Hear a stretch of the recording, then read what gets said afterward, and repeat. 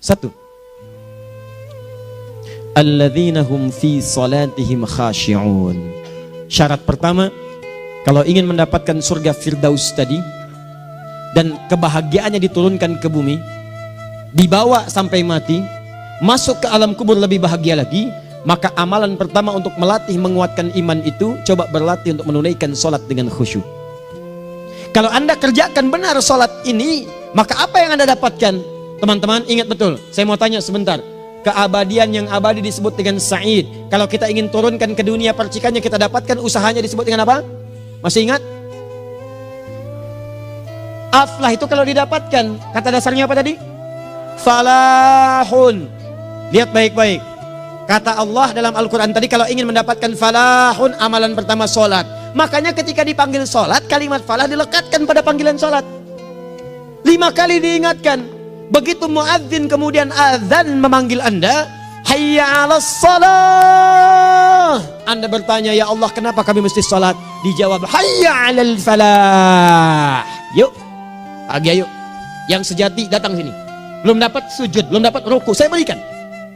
Makanya ketika orang sholatnya benar, dia akan mendapatkan 5 keutamaan. Saat di dunia nih, belum ke akhirat, 5 keutamaan yang tidak diberikan pada orang yang tidak sholat. Atau orang sholat tapi sholatnya nggak khusyuk. Sebab syarat mendapatkannya khusyuk. Alladzina hum fi sholatihim khasyi'un. Bukan alladzina hum fi sholatihim saja, tapi ada kalimat khasyi'un. Artinya yang tidak khusyuk saja nggak akan dapat, apalagi yang nggak sholat. Apa yang 5 ini? Lihat baik-baik. 1, orang yang sholatnya benar, pertama kali sebelum mendapatkan kebahagiaan hakiki dari Allah Subhanahu wa Ta'ala, akan dirubah dulu perilaku hidupnya menjadi perilaku yang lebih baik. Kalau orang itu sholatnya benar, maka sholat itu akan melatih dia untuk berubah, bertransformasi jadi orang baik. Itu ada di Quran surah ke-29 ayat ke-45.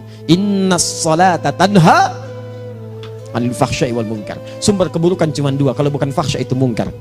Maaf, pornografi, porno aksi, LGBT, kata-kata jorok, kotor itu fahsya. Di orang sholat kata Allah, mustahil berkata-kata kotor. Orang sholat tidak akan pernah mencela. Orang sholat tidak punya kata-kata jorok. Jadi kalau ada sekarang orang yang sholat senang mencela orang lain, itu berarti ada masalah dalam sholatnya. Dan dia belum dijamin sebagai ahli surga terbaik. Dan hidupnya nggak bahagia. Nggak bahagia. Aneh nih. Sholat tapi senang celah orang. Aneh. Aneh. Yang paling bahaya adalah menikmati celahannya. Itu yang paling aneh. Anda ngaji. Anda ikut taklim. Taklimnya sesuai Quran, taklimnya petunjuk sunnah. Anda sholat, Anda puasa, tapi Anda masih senang mencela orang lain dan menikmati celahan itu. Kalau nggak mencela, kayaknya nggak komplit kehidupan. Maka ada yang salah dengan ibadah Anda. Ada yang keliru. Karena mustahil taat bertemu dengan maksiat, itu mustahil. Mungkar, keburukan yang diingkari oleh hati, sumbernya nafsu perut dengan akal. Bohong, mencuri, menipu, membunuh, merampok, membegal, mabuk dan sebagainya. Itu namanya mungkar. Orang sholat gak mungkin mengerjakan mungkar. Jadi kalau sholat kita benar, cukuplah Anda sholat, maka Anda akan jadi orang baik. Makanya kata Nabi, Anda punya anak dari kecil ajarin sholat. Sholat, kalau naik jadi balik, kerjakan terus. Kasih pelajaran membuat dia mengerti. Kalau masih susah, berikan pelajaran. Ini sering diterjemahkan dengan memukul. Mukul di Arab beda dengan konteks mukul sekarang. Mukul di Arab tuh ngasih pelajaran supaya ngerti. Anda bisa terjemahkan dengan konteks lain. Uang jajannya tahan, yang kesukaannya simpan dulu. Bisa dengan konteks kekinian, tapi poinnya kenapa anak Anda dari kecil ajarin sholat, sampai kenalkan dengan masjid, ajari 3 tahun bawa ke masjid, kenalkan dengan masjid, gak ada masalah lari-lari itu sebelum waktu sholat. Kenalkan dulu. Dulu orang-orang tuh begitu, sebelum waktunya dikenalkan, jalan, begitu lari, biarin dulu. Setelah itu diberi pengertian, nah ini bukan tempat berlari, yang berlari di sana nanti, yang di sini nanti akan ada orang-orang baik semuanya. Terus Anda lihat berbaris, baris rapi. Kalau pengen baik ikutan baris nanti. Terus nanti ada yang mimpin di depan, namanya imam. Imam itu siapa ya? Tetangga kita bukan yang Pak Imam, bukan. Kalau tetangga kita namanya Imam S. Arifin. Kalau yang ini imam sholat namanya. Imam sholat itu nanti akan pimpin menyembah Allah. Allah siapa ya? Allah itulah yang memberikan ayah rizki. Allah itu yang memberikan ayah rizki sehingga bisa beli tobot buat kakak, beli robokar poli, ini yang poli, ini yang embers, ini yang heli, ini dulu kakak semuanya tuh yang kasih Allah. Nanti kalau kakak bagus bisa ikut rapi di sini, Allah akan senang, akan ditambah lagi oleh Allah. Oh begitu ya, datang begitu caranya. Ini bukannya waktu sholat belum dikenalin udah dibawanya main-main di masjid.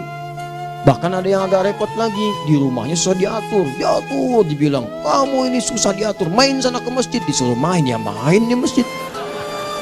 Yang salah bukan anaknya, orang tuanya. Apa rahasianya anak itu disuruh ke masjid, suruh sholat? Rahasianya, begitu anak itu sholat dengan baik, maka dia akan tumbuh jadi anak baik di kemudian hari. Itu maksudnya. Nah, sekarang saya agak bingung ini, pendidikan TK sekarang salah sih? Enggak, cuma saya agak bingung mikirnya. Ini anak belum diajarin sholat, udah diajarin manasik. Itu bagaimana cara berpikirnya Ferguson? Agak repot saya mikirnya tuh. Ya, walaupun salah sih enggak, cuma saya bingung gitu. Kenapa nggak dikerjakan tahap yang pertama dulu? Tangga itu kan berurutan, nggak bisa Anda lompat langsung ke 5. Kan 1, 2 belum terlewati. Jelas ya? Nah, ini gambarannya. Sholat nih. 1 pasti baik. Jadi kalau sekarang sholat, lisan belum baik, mata belum baik sampai ke kaki, berarti ada yang salah sholatnya tuh. Ada yang nggak tepat. Tangan sembarangan, snack orang ngambil. Awas. Tuh sendal orang, mau wudhu nggak ada sendal, pakai sendal orang. Udah bilang belum? Kehujanan pakai payung orang. Udah bilang belum? Ya kan gampang Ustaz. Ini kan juga mungkin diikhlaskan karena Allah. Ya ikhlas, cuman pakainya belum minjam. Bagaimana kalau sedang pegang payung itu keluar, Anda meninggal? Nah, coba mikirin ke situ. Coba ke kantor. Kalau didorong proyek yang nggak jelas, minta tanda tangan, pikirin dulu bagaimana kalau meninggal. Kemarin saya sama teman-teman artis saya katakan begini, Anda ya, kalau Anda mengaji dengan saya, jangan pernah menerima peran maksiat. Walaupun itu sekedar adegan, tapi itu maksiat. Kalau bayangkan ketika Anda memerankan itu, Anda diwafatkan oleh Allah Subhanahu Wa Taala. Maka demi Allah saya katakan tidak ada faedahnya Anda ngaji sekarang, ngaji besok. Ketika Anda menerima peran itu, Anda wafat dalam keadaan bermaksiat di hadapan Allah Subhanahu Wa Taala. Maka saya pun katakan pada Anda, ayo belajar yang betul. Pahami, bangun sholat, belajar, dalami seperti orang tua kita dulu. Tinggalkan nyontek, budaya yang gak jelas. Rasakan ketika nyontek Anda wafat. Apa yang Anda dapatkan? Di Libya itu kalau nyontek, di Libya ya, saya pernah sekolah di Libya nih. Itu kalau nyontek di Libya aja dulu. Dan rekornya 100% ketahuan. Begitu sudah selesai, cuma jeda 2 jam, langsung ada panggilan. Si Fulan silahkan datang ke kantor. Apa yang disediakan di kantor sudah siap. Anda diberi waktu 2 jam dari sekarang, siapkan beres-beres koper Anda. Di sini tertulis Anda akan pulang. Tiketnya sudah lengkap, dikawal 2 orang. Dituliskan di situ anak ini nyontek gak boleh kembali ke sini. Libya. Gak ada, zero tolerance bagi yang seperti itu. Keluar. Kami gak terima di sini. Harusnya begitu. Gak ada faedahnya. Yang kita butuhkan amalan dari ilmu, bukan nilai-nilai itu sementara. Gak ada. Sudah. Nah ini akhirnya begini kualitasnya nih. Tertulis di ijazahnya bagus, cum laude, IPK-nya 4, tapi nggak ada aplikasinya. Yang pintar banyak, kita butuh yang baik, pintar yang baik. Sekarang yang pintar banyak, kepintarannya dipakai untuk nipu orang. Itu yang bahaya. Ahli hukum banyak yang dihukum. Ahli ekonomi tidak bisa mengangkat perekonomian. Apa yang salah? Apa yang salah? Ini yang jadi persoalan. Tapi dasar manusia begitu di sidang mulai pakai peci, pakai baju koko, pakai tasbih, dan pakai kerudung. Luar biasa. Nih 2. Orang kalau sholatnya benar, Allah akan berikan ketenangan dalam jiwanya. Tenang hatinya. Jangankan musibah kecil, musibah paling besar pun tenang aja dia. Tenang, dia paham rumusnya. Allahu Akbar. Turun Quran. Surah ke-13 ayat ke-28. Ala bidzikrillahi tatmainnul. Yakinkan pada dirimu zikir kepada Allah membuat hati tenang. Di antara turunan zikir amalannya adalah sholat. Dari mana taunya? Quran surah ke-20 ayat ke-14. Innani anallahu la ilaha illa ana fa'budni wa aqimis salata lidzikri. Saya Allah, kata Allah ke Nabi Musa. Tidak ada Tuhan selain saya, sembah saya. Bagaimana menyembahmu ya Allah? Tunaikan salat sebagai zikir kepada saya, zikir. Nah, maka kalau Anda sedang tidak tenang, ayo ke masjid. Banyak zikir itu, baca Quran zikir. Quran surah 15 ayat 9. Inna nahnu nazzalna dzikra. Kami turunkan Al-Quran sebagai zikir. Jadi kalau Anda sedang baca Al-Quran, Anda sedang berzikir. Ibu kalau sedang gak tenang bu, gelisah, gak enak, gak usah mengeluh, apalagi bikin status gak karuan. Ibu wudhu, ambil mushaf baca. Begitu sedang baca ada ketenangan dalam jiwa. Berdoa, zikir. Kalau sedang gak tenang besok ada proyek, doa dulu. Doa itu memberikan ketenangan. Makanya doa disebut dengan zikir. Quran surah ke-7 ayat 205. Wadhkur rabbaka fi nafsika tadarruan wa khifatan wa dunal jahri minal qaul. Ayo berzikir, minta kepada Allah dengan segenap jiwamu, mohon dengan penuh ketawaduan. nanti ketenangan diberikan. Menghafal Quran, baca itu zikir. Quran surah ke-54 ayat 17, 22, 32, 40. Walaqad yassarnal Qur'ana lidzikri fahal mim mudzakir. Menyebut nama Allah, Al-Asmaul Husna itu zikir. Sedang ada persoalan, ya Allah, ya Allah, ya Allah, ya Rahman, ya Rahim, ya Malik, ya Qudus, ya Allah, ya Allah, ya Allah, ya Allah. Zikir. Dalilnya Quran surah kedua ayat 152. Fadhkuruni azkurkum. Sebut namaku, zikir. Aku pun akan mengingatmu. Gimana menyebutnya? Ditafsir di Quran surah 17. Ayat keberapa? 110. Qulidullah awid rahman ayyamma tad'u falahul asmaul husna. Sebut nama Allah. Itu menenteramkan pada jiwa. Sedangkan sholat gabungan dari semua zikir tadi. Bukankah dalam sholat Anda baca Al-Quran? Bukankah dalam sholat Anda menghafal Al-Quran? Bukankah dalam sholat Anda berdoa? Bukankah dalam sholat Anda istighfar? Anda mohon digabungkan semua itu. Amalan sholat menggabungkan semua jenis zikir. Masa Anda nggak tenang juga? Makanya sholat, jangankan sholat ya, tempat sholat itu yang menenangkan. Tempat sholat, tempat paling tenang di muka bumi. Kalau nggak percaya silahkan ya, Anda sebelum masuk ke Istiqomah ini, begitu Anda masuk kan perasaannya beda kan? Lain. Silahkan cek, kalau cari ketenangan datang ke masjid. Masuk, wudhu masuk, sholat 2 rakaat tenang. Dekat kipas angin, saking tenangnya plek ngantuk tidur. Beneran, enak. Makanya saat Ramadan kalau orang pengen cari ketenangan, lihat di perusahaan-perusahaan penuh tuh musola pada tidur. Ya, mengamalkan hadis palsu. Ya, dia musoim ibadah, tidurnya orang puasa ibadah, hadis palsu. Nah, itu teman-teman. Itu gambarannya tiga. Orang yang salatnya khusyuk benar, itu dijamin langsung oleh Allah Subhanahu wa taala akan dimudahkan semua urusan hidupnya termasuk rezekinya. Ini yang saya katakan. Jadi saya katakan tadi, di akhirat ini, di surga, rezeki tinggal ngambil. Anda kalau benar sholatnya, itu langsung dijanjikan oleh Allah. Rezeki itu nggak perlu Anda banyak pikirkan. Ikhtiar sedikit, datang. Bahkan dari sisi yang tidak Anda duga. Apa dalilnya? Quran surah ke-65 ayat 2 dan 3. Ditafsir di Al-Baqarah ayat 2 dan 3. Wa may yattaqillaha yaj'al lahu makhraja. Ada orang yang meningkatkan takwanya kepada Allah, kami mudahkan urusan hidupnya. Setiap persoalannya diberikan jalan keluar, mudah. Solusi. Setiap ada problematika, ada solusi. Wa yarzuqhu min haitsu la yahtasib. Dan kalau dia ingin mendapatkan rezeki, bahkan kami kirimkan dari sisi yang tidak dia duga. Orang lain capek ini datang lagi, tawaran proyek datang lagi. Utsman tuh Masya Allah kayanya banyak, tapi yang paling dirindukan bukan saat mendapatkan peningkatan omsetnya, yaitu saat dia mendapatkan waktu khusus dengan Allah untuk sholat malam hari, sampai-sampainya sempat sholat tahajud sampai khatam Al-Quran. Abdurrahman bin Auf demikian, Tamim Ad-Dari demikian, sholat karena tahu sholat itu meningkatkan rizki. Karena tahu kuncinya ada di situ, Allah yang punya rizki, disebut dengan Razak, pemilik rizki. Maka saya harus punya hubungan dekat dengan Allah. Kalau sudah punya hubungan dekat, mau apa aja gampang. Belum minta, udah diperhatikan. Silahkan cek, Anda punya hubungan baik dengan bos Anda di kantor. Sebelum Anda minta, beliau udah pikirin tuh, telepon bendahara. Dia udah ngambil belum gajinya? Belum Pak, tambahkan bonus sekian. Kenapa? Karena dia mengawasi Anda. Allah maha tahu dibandingkan dengan bos Anda. Mendekat kepada Allah, semua diperhatikan oleh Allah. Siapa orang takwa itu? Kalimat takwa pertama di Al-Quran Al-Baqarah ayat 2, amalannya ayat 3. Dzalikal kitabu la raiba fihi hudal lil. Siapa mutakin itu? Ayat 3-nya. Alladzina yu'minuna bil ghaib wa yuqimunas shalah. Di gampang, kalau pengen mudah hidupnya gampang. Biaya nggak mahal, tenaga nggak banyak, tingkatkan takwa nih. Jadi kalau hidup Anda masih susah, di kantor champion, di rumah tangga bermasalah terus, atau sebaliknya, maka boleh jadi kalau gelar Anda tinggi, harta Anda banyak, tapi selalu punya masalah. Bukan Anda kurang hebat, bukan Anda kurang kedudukan, bukan Anda kurang kaya, Anda kurang takwa.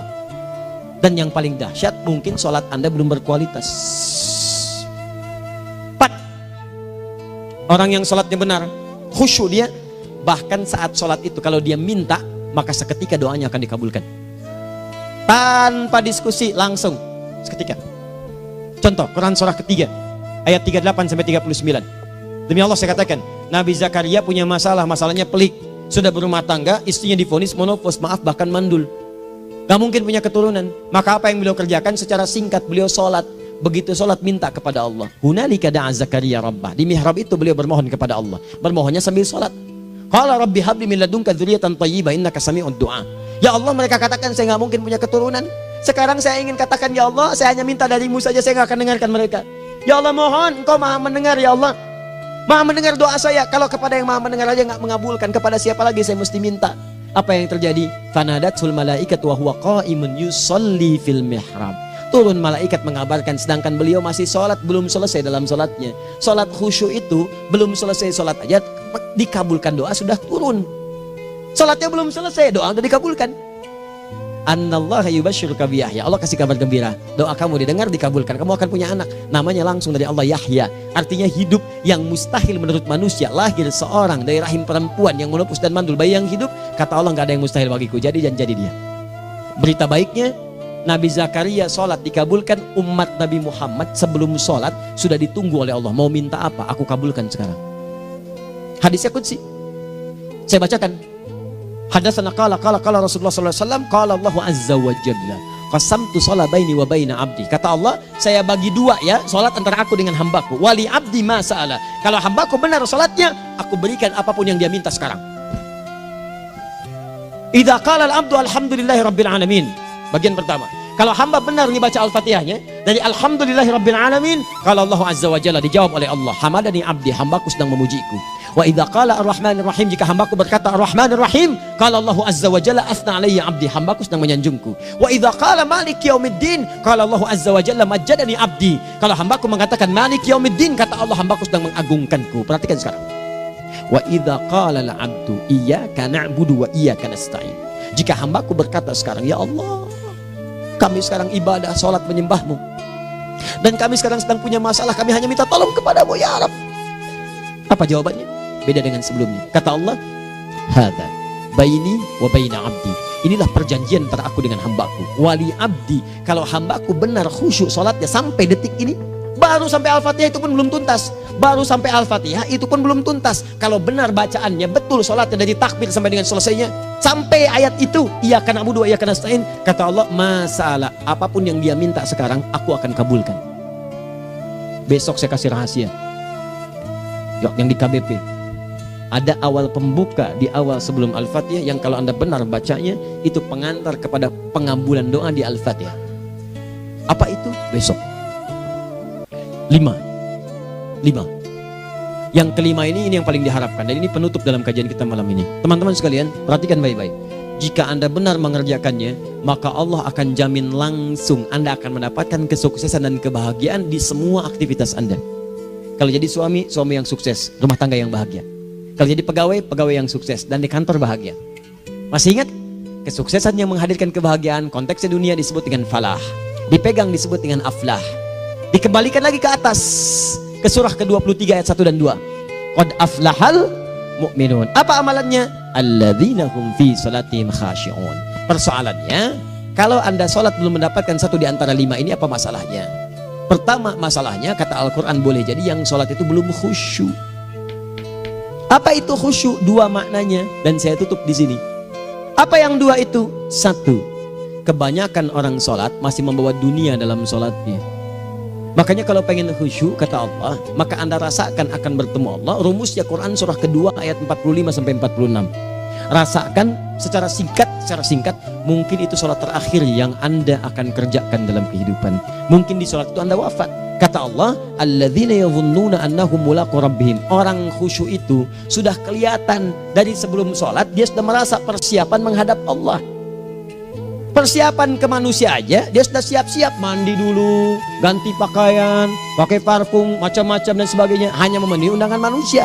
Allah mengundang Anda 5 kali dalam sehari. Ya maaf, mengabulkan doa Anda, mencukupkan kebutuhan, menyembuhkan kalau sakit, disiapkan Anda. Harusnya apa? Penampilan sempurna. Kata Quran, orang khusyuk itu kelihatan sebelum sholat, pakaiannya kelihatan. Quran surah 7 ayat 31, ya bani Adam khudzu zinatakum inda kulli masjid. Hai anak cucu Adam, kalau tiba panggilan dari masjid, kenakan pakaian terbaikmu. Di anak cucu Adam tuh kelihatan. Kalau orang khusyuk begitu azan kelihatan pakaiannya lain. Pakaiannya indah. Khudzu zinatakum, kenakan pakaian terbaikmu. Dipakai bertemu Allah. Bertemu manusia aja pakaian bagus-bagus. Ini aneh ya. Ada orang salah ibadah aja. Orang salah ibadah pakaiannya bagus-bagus. Lihat nih hari-hari tertentu besok tuh. Orang mau ke tempat masing-masing tuh. Ada yang pakai jas, pakai dasi, pakai batik, pakai kebaya. Anaknya dibawa, dikuncir 2, bawa manisan macam-macam. Mau salah ibadah aja tampilan bagus. Masa antum yang benar ibadahnya nggak bagus? Bedakan. Pakaian futsal, pakaian sholat ganti dengan yang sholat. Ini gimana pakaian sholat pakai pakaian futsal? Depannya gambar Messi, belakang Ronaldo. Ah, repot. Malaikatnya juga bilang, kamu salah baju, harusnya Luka Modric.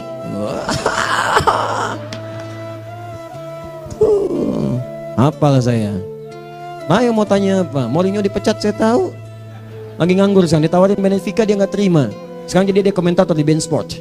Nanti sebentar lagi dia akan komentar di laga Saudi dengan Qatar dan komentar laga Arsenal dengan Inter. Digantikan oleh Solskjaer. Dia super sub dulu. Ya, super sub. Ya, the baby assassin, ya pembunuh yang berwajah baby face. Masuknya di akhir-akhir, gol. Sekarang melatih dia 5 kali kemenangan, belum kalah sama sekali. Saya hafal itu. Tapi masih di urutan ke-6, tapi jaraknya ke yang keempat itu tinggal 3 poin lagi. Hafal saya, Liverpool tahu cuma 4 poin sekarang bedanya, kemarin 7 kalah 2-1 sama Manchester City. Walaupun banyak analisis yang menyebutkan mungkin itu diberikan saja gitu kan, karena ada yang lain-lain. Hafal kedua Manchester City, hafal saya. Ayo mau tanya apa lagi? Tottenham Hotspur ke bawahnya, ada Chelsea, ada Arsenal, baru kemudian Manchester United. Liga Italia, wah udah gak kekejar Juventus. Ya, apa lagi? Dan seterusnya lah. Gak ada ujungnya bahas yang begituan. Jelas ya? Maksud saya, Anda tanya itu saya jawab. Tapi tidak menghilangkan ibadah kita yang lain. Dan apa ruginya? Ya tahajud dah. Apa yang bisa dikerjakan besok, lihat besok. Ya kan tahajud kan bisa besok. Ada orang tahajud jam 10 pagi? Gak ada. Lebih baik Anda kerjakan malam tahajud. Yang tidak bisa dilihat malam bisa dilihat besok. Cara berpikirnya bagaimana kalau besok meninggal, gak kesampaian teman-teman sekalian, gak kesampaian. Nah maka dari itu, Anda kalau mau ada panggilan sholat, siap-siap baju yang bagus, itu sempurnakan. Anda panggilan orang mandi, panggilan Allah, buka Quran surah 5 ayat 6, sempurnakan wudu. Ya ayyuhalladzina amanu idza qumtum ila shalah faghsilu wujuhakum, wudu yang baik, berpakaian yang rapi. Kenapa? Karena boleh jadi saat dipanggil Anda wafat saat itu. Maka wafat Anda dalam keadaan yang suci, dengan keadaan tobat, dengan pakaian terindah pada saat itu. Yang kedua, maaf, orang-orang kurang khusyuk itu saya tutup. Yang kedua itu karena kebanyakan orang sholat tidak paham, tidak mengerti apa yang dibaca dan dilakukan dalam sholatnya. Jujur pada diri sendiri, jawab pada diri Anda. Sampai sekarang Anda sholat, berapa persen bacaan sholat yang Anda pahami? Jangan-jangan selama ini Anda sholat ribuan kali sujud, ribuan kali ruku, gak ada yang paham yang dibaca. Sekian persen yang paham, bagaimana sholat Anda bisa khusyuk? Pekerjaan Anda dipahami, urusan akhirat Anda gak dipahami. Di mana cara berpikirnya? Aku yang bagaimana atau engkau yang harus bagaimana? Ya, coba berubah. Nah ini baru satu amalan, belum yang lainnya. Ada 5 amalan lagi yang kalau kita bisa turunkan itu, selain sholat yang khusyuk, maka jaminan tadi akan datang. Baru sholat khusyuk aja 5 datang, apalagi ditambah dengan 5 amalan lainnya lagi. Demi Allah saya katakan, dunia kecil sekali, gak ada nilainya. Akhirat aja enak, nikmat. Saya ketemu Ustaz Arifin beberapa waktu lalu, dan kita doakan semoga Allah berikan kesembuhan, kesehatan. Saya datang, biasa kita adamin berdoa, duduk. Bang istirahat, bang butuh istirahat, umat udah nunggu. Dah gak usah mikir yang lain, karena beliau cerita masjid, cerita zikro, cerita mana. Ya insya Allah. Nitipin ini, nitipin itu dan seterusnya. Dan yang paling indah adalah, bang kita saling panggil weekend. Nikmat, gak ada yang senikmat ini. Zikir, Allah, doa. Nah bayangkan sakit tapi masih nikmat gitu. Nikmat. Iya bang, saya paham. Istirahat dulu. Banyakkan nanti orang jengkuk. Saya pamit dulu ya, supaya bisa istirahat, supaya tenang. Lama kita pegangan tangan, ngobrol, saling mendoakan. Itu nikmat. Dan cara berpikirnya kalau sudah pakai iman, semua nikmat. Ada uang nikmat, gak ada uang nikmat, sakit nikmat. Karena cara berpikirnya lain. Nanti kita bertemu lagi, saya terangkan pada Anda. Dan saya contohkan satu kisah. Bahkan ketika ada orang yang diuji Allah dengan ujian yang sangat luar biasa, yang menurut sementara orang itu ujian sangat luar biasa menggetarkan jiwanya dan susah untuk bertahan, tapi orang ini nikmat saja menjalaninya. Nikmat. Ada yang di rumah tangga, ada yang di macam-macam. Contohnya banyak. Satu contoh saya berikan di malam ini. Sekali suami istri, wah luar biasa. Istrinya itu cerewetnya Pak, bukan cuma cerewet, ngeselin bagi suaminya. Maaf Bu ya, bukan ibu maksudnya. Jadi semua yang dikerjakan suami salah. Pengen mangga, ayah kalau kita sekarang dibeli mangga. Kenapa mangga yang ini? Saya pengennya mangga yang lain. Belikan mangga. Kenapa beli mangga aja? Jeruknya mana? Jeruk. Semua. Pokoknya semua yang kerjakan suami salah. Tapi suami tidak pernah mengeluh. Ini kerjakan, itu kerjakan. Satu kali, perhatikan cara memandangnya. Ketika iman sudah masuk ke dalam jiwa. Kata temannya, akhi, istri kamu ini begini, nyusahin kamu. Kenapa kamu gak cari yang lain? Kan gampang ada syariat. Udah pisahin aja, cari yang lain. Kamu tenang ibadah. Apa jawabannya? Hey, Allah sudah turunkan surga ke saya lewat dia. Kenapa kamu meminta saya untuk menjauhinya dan meninggalkan surga saya? Di cara melihat dia, bukankah ketika ada berbagai keluhan saya sabar? Bukankah sabar mendekatkan saya ke surga? Allah kirimkan tipikal istri seperti ini supaya mendekatkan saya ke surga. Dengan itu kan saya banyak pahala. Saya sabar, pahala banyak. Sudah Allah berikan pahala kepada saya. Kamu malah nyuruh saya untuk berpisah dengan pahala itu. Perhatikan cara berpikirnya. Indah. Kalau rumah tangga seperti ini semuanya enak gitu. Suaminya biasa-biasa, istrinya cantik, luar biasa. Begitu berdandan kelihatan, kata suaminya, Masya Allah, wajahnya tak berpaling, mata tak berkedip. Kata istrinya, ya zauji madzabik, sayang kamu kenapa? Wallahi syakiran lillah bihadari, demi Allah aku bersyukur mendapatkan istri secantik kamu. Kata istrinya, nahnu fil jannah zauji, kita berdua di surga. Kata suaminya, kok bisa begitu jawabanmu? Iya, kamu bersyukur dengan keadaanku, aku bersabar dengan keadaanmu. Catat. Bukankah orang syukur dan sabar di surga? Tuh lihat, canda-canda orang-orang soleh itu begitu. Nikmat ketawa walaupun nyelekit di hati. Cuman bawaannya enak gitu. Nah, nanti itu ada tuh, nanti saya turunin tuh. Yang di rumah tangga, yang ini, yang itu nanti. Kapan? Pertemuan berikutnya. Ya, jadi kita cukupkan dulu di malam ini apa yang kita pelajari supaya nanti nggak terlampau banyak kita dapat materi. Cuma sayang sedikit mengamalkan. Saya sudah tuangkan di sini. Banyak saya tuliskan termasuk di keluarga, di macam-macam. Ini saya tulis tapi silahkan Anda baca. Kalau ada manfaat silahkan dapatkan. Kalau ada yang kurang silahkan sampaikan untuk dikoreksi. Semoga Allah muliakan kita semua insya Allah. Sekali lagi, perbaiki hidup. Jangan banyak mainnya. Dan sudah, jangan banyak membuang dengan yang sia-sia apapun yang dihadapi. Sekali lagi, tolong jaga kondusivitas, bantu negara kita, ketertiban, keamanan. Kalau saya menyampaikan sesuatu ada singgungan dengan yang kekinian, itu maksudnya koreksi masukan-masukan supaya diperbaiki. Tapi tetap dalam urusan pemilihan kita punya pilihan masing-masing yang tidak boleh dipaksakan. Jelas ya?